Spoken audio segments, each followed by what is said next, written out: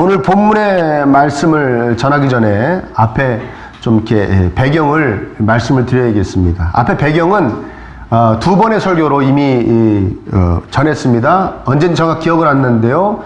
졸장부 나발이라는 제목으로 한번 전했고요. 그 다음에 어쩌다가 다윗이라는 제목으로 한번 전했을 것입니다. 다윗이 사울에게 이게 반역자로 몰려서 이스라엘의 남쪽 광야 지역에서 막 숨어서 도망을 다니던 시절입니다. 끊임없이 사울은 다윗을 죽이려고 쫓아왔고, 사울은 그때마다 하나님의 도우심으로 피하는 그런 역사가 계속 일어나는 그 시절에 그 지역에 나발이라는 큰 부자가 살고 있었는데, 이 사람 양을 많이 치는, 종들을 두고 양을 많이 치는 사람이었습니다. 근데 평상시에 이제 이 다윗과 부하 한 600명이 이 양치는 자들을 좀 이렇게 보호를 해준 것 같아요. 민병대 비슷하게 보호를 해준 것 같은데, 그래서 이제 양털 깎는 시기가 되었습니다. 양을 통해서 가장 큰 수입을 올릴 수 있는 것이 이제 양털 아니겠습니까? 그러니까 이제 우리나라로 얘기하면 이때가 추석 같은 때예요. 추석 막 풍성하고 그럴 때이기 때문에 평상시에 이제 좀 신세를 지은 분들, 고마운 분들, 어려운 사람들 도와주고 그런 시기 아닙니까? 그래서 다윗도 이제 평상시에 많이 이제 선의를 베풀었으니까 나발에게 부하들을 보내가지고 우리 좀 도와주십시오. 우리 이렇게 도망 다니고 힘드니까 조금 이렇게 좀 풍성한 시기니까 우리도 좀 이렇게 도와주십시오 하고 부하들을 보냈어요. 근데 이 나발이란 사람이 이 재물에 눈이 멀어가지고요. 그냥 우리 먹을 것도 없습니다 하고 그냥 거절하면 되는데 다윗을 모욕을 합니다. 나는 우리 종들 줄 것은 있어도 깡패 줄 건 없다. 다윗을 깡패라고 그럽니다. 불량배 줄 것은 없다. 그리고 심지어는 요새 아주 주인을 배신한 역적들이 돌아다닌다고 그러는데 그 역적 줄 것도 없다. 뭐 이런 식으로 모욕을 합니다. 그러니까 다윗도 이 이야기를 듣고, 사실은 다윗도 참아야 되거든요. 다윗도 이제 여러 가지 이유로, 어떤 이유로 화가 났는지는 어쩌다가 다윗이라는 설교를 참고하시면 되겠습니다. 유튜브에 올라가 있습니다. 여기 다 설명을 해드릴 수가 없어 그러는 거예요. 다윗도 그러면 안 되는데 다윗도 확 내가지고 600명 중에 400명을 데리고 막 나발을 죽이러 쫓아옵니다. 나발과 그에게 속한 사람들을 살육하러 갑니다. 막 이런 이야기를 하면서 옵니다. 내가 나발 집안에서 서서 오줌 넣는 것들을 아침까지 내가 살려놓으면 내가 천벌을 받을 것이다. 내가 하나님께 벌을 받을 것이다. 막 이렇게 막 악에 받쳐가지고 막 쫓아옵니다. 자, 이런 엄청난 일이 막 벌어지고 있을 때, 나발도 그러면 안 됐고 다윗도 그렇게 반응하면 안 되는데, 이렇게 엄청난 일이 막 벌어지고 있을 때 그 모든 정황을 알고 있는 나발의 하인 하나가 나발의 부인인 아비가일에게 이야기를 합니다. 문 안으로 온 다윗의 부하들 앞에서 우리 주인이, 당신의 남편이 다윗 장군을 모욕했습니다. 우리가 그들에게 늘 보호를 받고 신세를 많이 졌는데 주인이 다윗 장군에게 그렇게 하면 안 됩니다. 근데 그렇게 했습니다. 이제 다 죽게 생겼습니다. 마님 어떻게 조치를 좀 취하셔야 될 것 같습니다. 마님, 나발 주인은 불량배 같은 사람이라 우리 말이 안 통합니다. 부인께서 어떻게 조치를 취하셔야 될 것 같습니다. 아비가일이 이 말을 딱 듣더니 바로 행동에 들어갑니다. 막 각종 음식, 과일, 막 포도주를 잔뜩 바리바리 싸가지고요. 자기 종들에게 먼저 보내고 이제 자기도 딱 다윗을 맞으러 이제 나갑니다. 가서 이 사태를 해결합니다. 이 상황이 나발만 위급한 게 아닙니다. 나발이 죽게 생겼으니까 위급한 것이고요. 영적으로 끈이 풀린 다윗에게도 아주 위험한 상황이에요. 왜요? 다윗은 지금까지 그 모든 고난을 다음 왕이 될 그런 입지를 다지는 그런 역사 안에서 참고 지금까지 버텨온 것이거든요. 근데 왕이 될 사람이 먹을 거 안 줬다고, 추석에 떡값 안 줬다고 그 한 집안, 거기에 속해 있는 모든 종들까지 다 학살을 했다? 이거는 다윗에게 큰 오점이 되는 것이거든요. 하나님 보시기에도 너무나 안타까운 것이고요. 그 모든 차기왕이 되려는 그 모든 사역이 하나쯤에 무너질 수 있는 그런 위기였습니다. 이 엄청난, 다윗에게도 위기, 나발에게도 위기, 이 엄청난 상황을 정리한 것은 다윗도 아니었고 나발도 아니었습니다. 가녀린 여인 바로 아비가일이었습니다. 나중에 다윗도 극찬한 모든 사람을 살린 유익하게 한 이 아비가일의 지혜였던 것입니다. 다윗은 이 상황이 정리된 후에 뭐라고 그러냐면 자신을 참혹한 학살의 악마가 될 뻔한 위기에서 그 구해준 아비가일에게 이런 식으로 이야기합니다. 너를 보내서 나를 막으신 여호와 하나님을 찬송한다. 너 하나님이 너를 보내셔서 나를 막으셨구나. 안 그랬으면 내가 내 백성을 떡가만 준다고 다 죽여버린 그 학살자가 될 뻔했는데 하나님께 감사한다. 뭐 아비가일에게도 감사하다는 얘기겠죠. 아비가일을 하나님께서 보내셨다는 것이 이 이야기가 우리에게 주는 메시지입니다. 하나님께서 하나님께 쓰임받는 그 어떤 사람의 모습, 저와 여러분의 것이 되어야 될 줄 믿습니다. 특히 사람과의 관계에 있어서 회복한다든가, 회복을 돕는다든가, 이 모든 관계에 있어서 이 아비가일을 통해 하나님께서 우리에게 주는 메시지가 있습니다. 다윗도 참 대단하죠. 이 여인의 말을 듣고 바로 정신을 차려가지고 자신의 뜻을 꺾습니다. 우리도 다윗과 같이 자신의 뜻을 꺾을 줄 알아야 될 줄 믿습니다. 하나님의 역사를 느끼는 그 순간에, 하나님의 일하심을 느끼는 그 순간에 마음문을 열고 기꺼이 그 순간 앞에 무릎을 꿇을 수 있는, 하나님 앞에 무릎을 꿇을 수 있는 사람, 저와 여러분이 되어야 될 줄 믿습니다. 이 시간에 다윗과 같은 심령으로 마음을 열고 하나님께로부터 전해지는 말씀에 귀를 기울이셨으면 좋겠습니다. 하나님께서 아비가일을 통해 여러분들에게 가르쳐주고 싶어 하시는 것. 첫 번째는 무엇인가? 23절과 24절을 보니까요, 땅에 얼굴을 대고 아비가일이 절하고 이렇게 얘기합니다. 내 주여, 여종의 말을 들어주옵소서. 저희들은 당신이 화를 낼 가치도 없는 존재들입니다. 당신의 상대가 절대 될 수 없는 하찮고 미련한 종들입니다. 절대적으로 자신을 낮춥니다. 여러분, 관계 개선에 있어서는요, 이게 철칙이에요. 뭐가요? 자신을 낮추는 겁니다. 한번 따라해 볼까요? 따지려면 따지고 빌려면 빌어라. 아멘? 저 언젠가 소개했습니까? 제가 잘 아는 어떤 자매가 있습니다. 평생을 둘이 티격태격하고 살았습니다. 언니는 동생이 자기를 무시한다고 생각하고, 동생은 잘나지도 않는 언니가 맨날 자기를 언니라고 윽박지르고 모든 많은 유익을 뺏어간다고 생각하고, 이거 평생 살았습니다. 그러니까 제가 옆에서 늘 지켜봤습니다. 저하고 아주 가까운 자매예요. 그 화해 기회가 여러 번 있었습니다. 화해할 수 있는 기회가 여러 번 있었는데 항상 이런 식입니다. 막 둘이 웁니다. 화해하는 거예요. 옆에서 보면 얼마나 아름다운지 모릅니다. 막 둘이 웁니다. 동생, 뭐 내가 잘못했어. 뭐 그러고 또 언니, 그것 뭐 내가 잘못했어. 막 웁니다. 막 한참 뭐 잘못했어. 이것도 잘못했고 저것도 잘못했고 막 하다가 꼭 한 명 이런 식으로 얘기합니다. 언니, 그런데 그건 언니가 그렇게 하는 게 아니야. 언니도 가끔 또 그 화해식에 그럽니다. 너도 동생으로서 그렇게 하면 안 되지. 무슨 말인지 이해되십니까? 네? 그냥 잘못했다 서로 했으면 아주 아름답게 끝날 텐데, 정말 화해가 될 텐데 꼭 나중에 뭐라 그런다고요? 너도 그러는 거 아니야. 가르치려고 들고 혼내려고 듭니다. 한마디로 따지려고 그러는 겁니다. 따지려면 따지십시오. 그냥 나 이거 오늘 따지는 자리다 그럼 따지십시오. 오늘 여기는 비는 자리다, 화해를 하려고 하는 자리다, 그럼 무조건 자신을 낮추십시오. 아멘? 빌면서 따지는 거 제일 미련한 짓입니다. 빈 것이 다 왜 빌었어요? 그거 별로 마음에 빌고 싶은 것도 없으면서 왜 빌었어요? 빈 것까지 다 허사가 되는 것입니다. 무슨 말인지 이해되십니까? 모든 것을 아우르는 성도의 절대적인 자세, 겸손인 줄 믿습니다.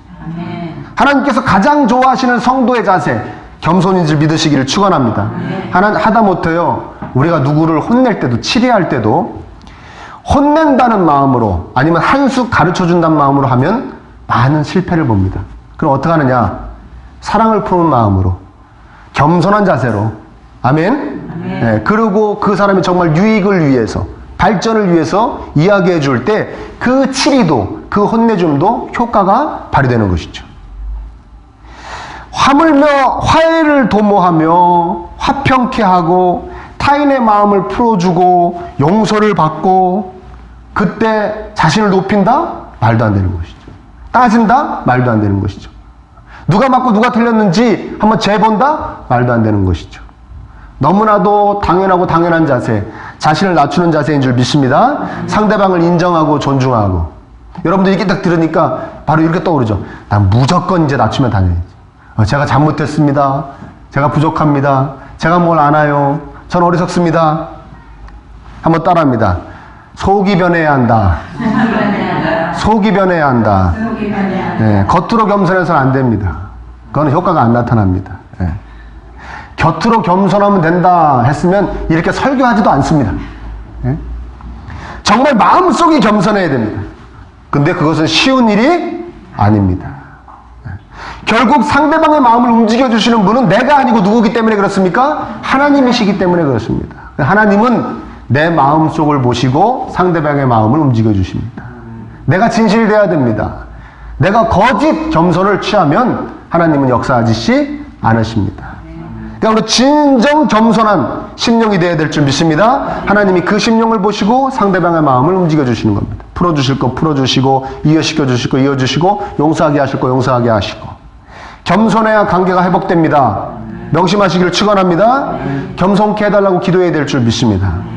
두 번째는 아비가일이 뭘 가져갔습니까? 잔뜩 싸갔습니다. 우리가 얼추 읽어봐도 굉장히 많은 양의 식량을 가지고 갔습니다.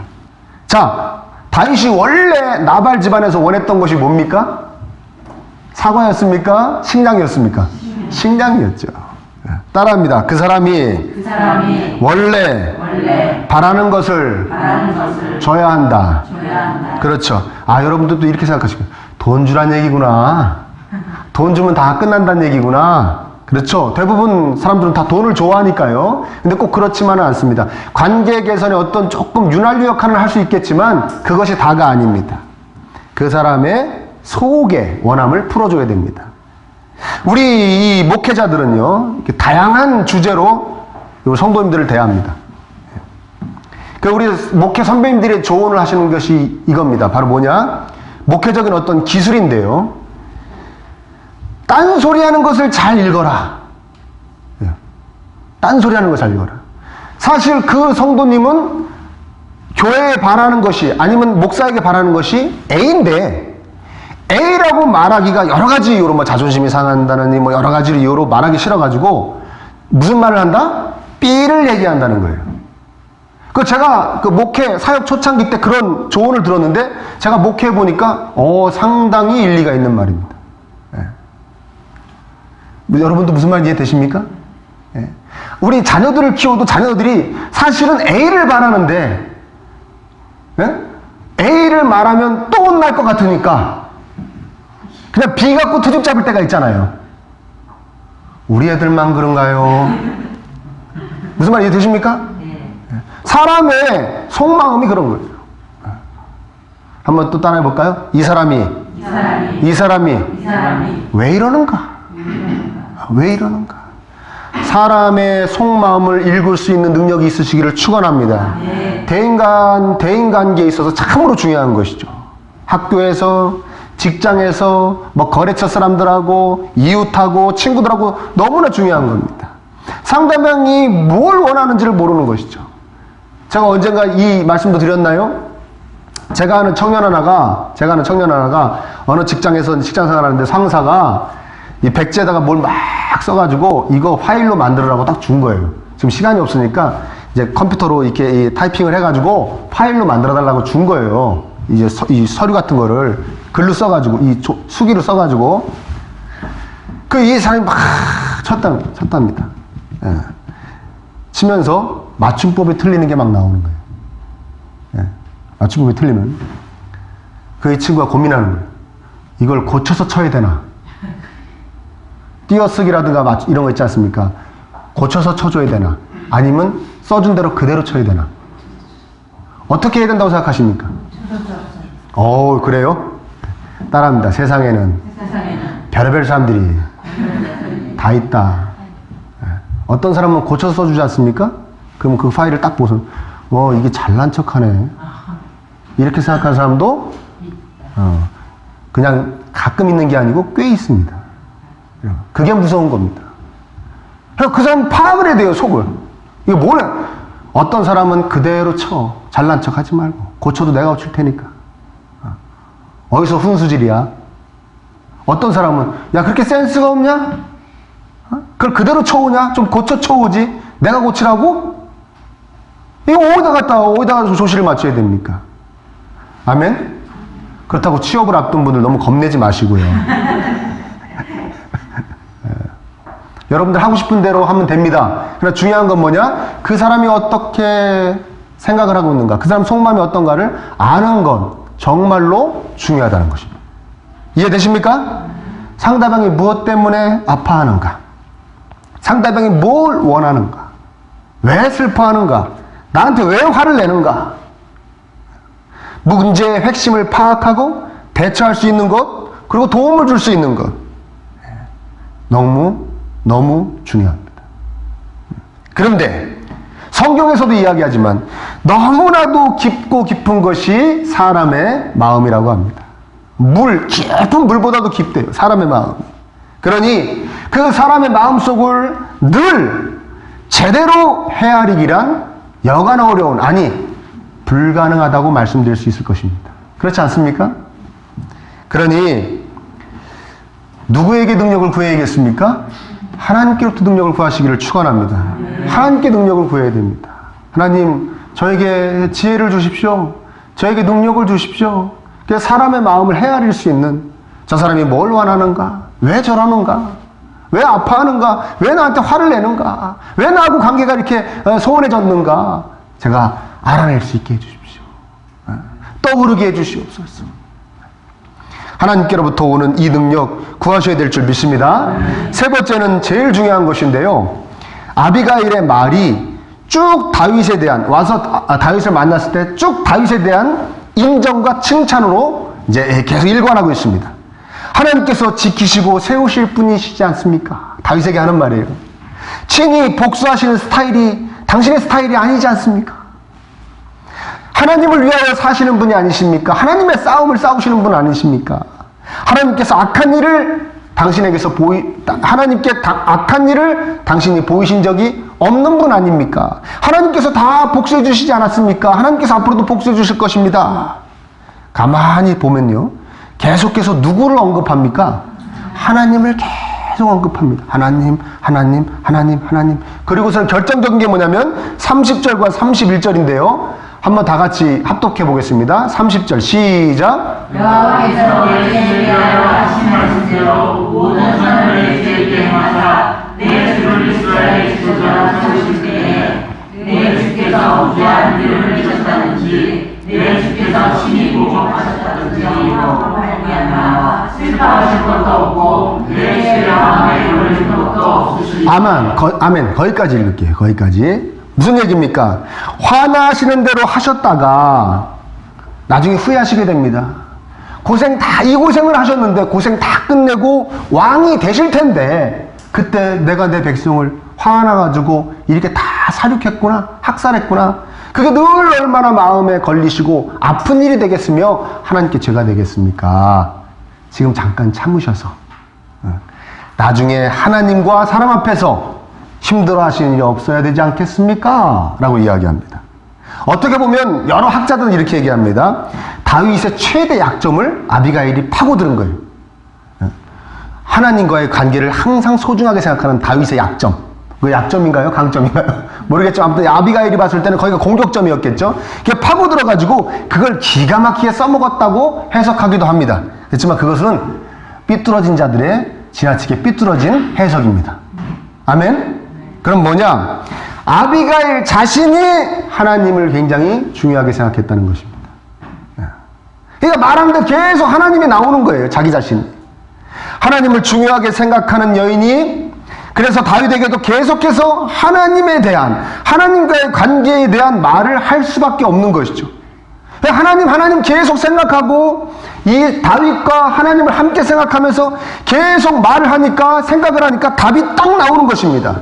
이 위기와 갈등을 완벽하게 해결할 키포인트, 다윗을 꼼짝 못하게 할 승부수, 바로 어떤 말입니까?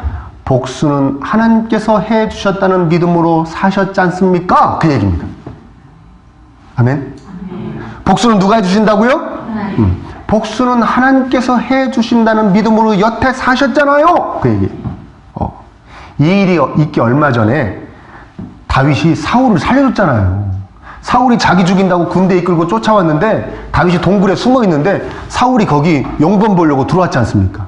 다윗이 뒤에서 창으로 한번 푹 찌르면 죽는데 부하들도 죽이십시오 했는데 다윗이 살려줬습니까? 안 살려줬습니까? 왜 살려줬습니까? 하나님이 하실 것이다. 하나님이 세우신 기름 부으신 왕이기에 하나님이 하실 것이다. 복수를 해도 누가 하실 것이다? 하나님. 그래가지고 그 좋은 좋은 기회를 놓고 사울을 살려줬지 않습니까? 다윗이 그 생각이 났을까요? 안 났을까요? 딱 나는 것이죠. 아비가일의 그 얘기가 와서 전곡을 탁 찌른 것입니다. 하나님이 복수해 주신다는 믿음으로 여태 사셨잖아요. 나발도 누가 처리하실 겁니다? 하나님이 처리하실 겁니다. 다윗이 정신을 번쩍 차리는 것이죠. 맞아. 내가 지금 이러면 안 되지. 내가 사울도 살려줬는데, 내가 이 사람 뭐라고 나한테 나를 죽이려고 그랬던 사람도 살려줬는데, 나 좀 욕했다고 내가 죽여? 야, 이거는 안 맞는다. 내 정신 차려야지. 여러분, 한번 따라해 봅니다. 하나님께서 내가 어떻게 하기를 원하실까? 잊지 마십시오. 하나님께서 내가 어떻게 하기를 원하실까?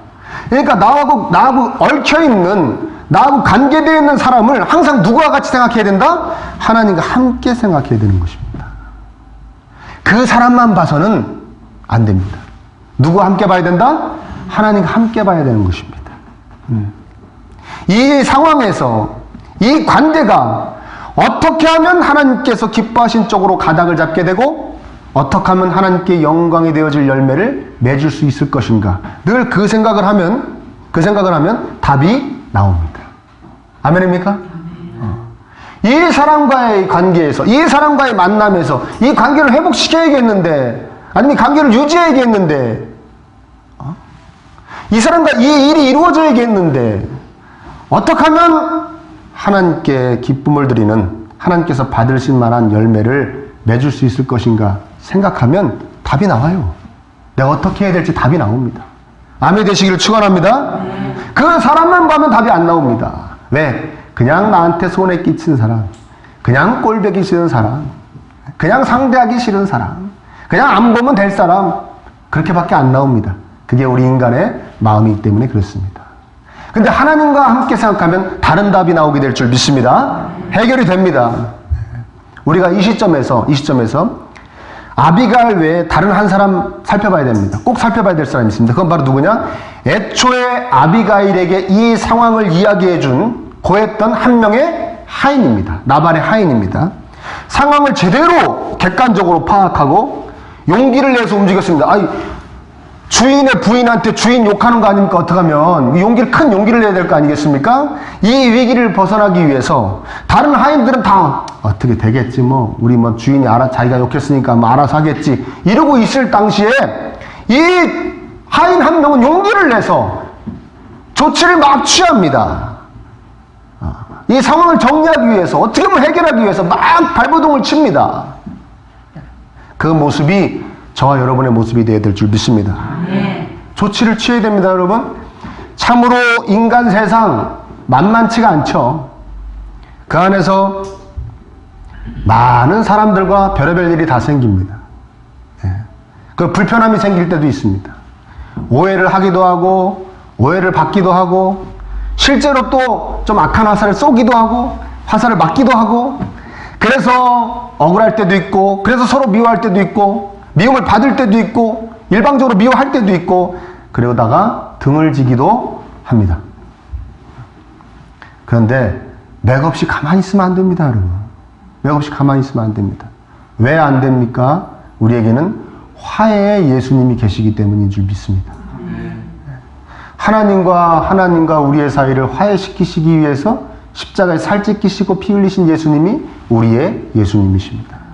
그 예수님은 그렇게 해서 살려놓으신 우리가 다른 사람과도 잘 지내기를 바라십니다. 아멘? 싫으면 서로 안 보면 되지 뭐. 그렇게 불편한 관계 속에서 불편한 심령으로 이 세상을 살아가기엔 우리의 삶이 너무나도 짧고 그렇게 불편한 관계 속에서 안 보면 되지 뭐. 싫으면 말라 그래. 이러고 이런 불편한 마음으로 살아가기엔 그 삶을 위해서 피 흘려주신 예수님의 그 희생과 사랑이 너무나도 귀합니다. 아멘입니까? 이해되십니까? 우리 하나님께 구해야 됩니다. 하나님, 잘 살게 해주세요. 잘 살게 해주세요. 좋은 관계로 살게 해주세요. 겸손한 심령을 구하시기를 축원합니다. 겸손해야 돼. 관계가 회복됩니다. 겸손해야. 다른 사람의 마음을 헤아릴 수 있는 능력을 구하시기를 축원합니다. 늘 하나님을 소중하게, 하나님과의 관계를 소중하게 생각하십시오. 그래서 다른 사람을 그냥 그 사람만 보는 것이 아니라 하나님 안에서 볼 수 있는 저와 여러분들이 되시기를 간절히 축복합니다. 로마서 12장 18절에 하나님께서 이렇게 말씀하셨습니다. 여러분 쪽에서 할 수 있는 대로 모든 사람과 더불어 화평하게 지내십시오. 너희들 할 수 있는 대로 모든 사람과 더불어 화평하게 지내거라. 이 말씀이 늘 귓가에 울려 퍼지시기를 축원합니다.